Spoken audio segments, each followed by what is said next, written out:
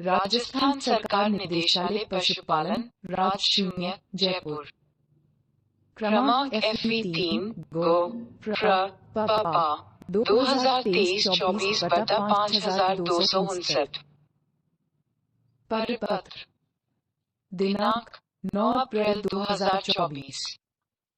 कार्मिक विभाग के परिपत्र क्रमांक 1351 कार्मिक क1 गोप्र 2022 दिनांक 30 मार्च 2022 के द्वारा राज्य के समस्त राज्य सेवकों के वार्षिक कार्य मूल्यांकन प्रतिवेदन स्वयं के SSO के माध्यम से राजकाज सॉफ्टवेयर पर भरने का प्रावधान किया गया था।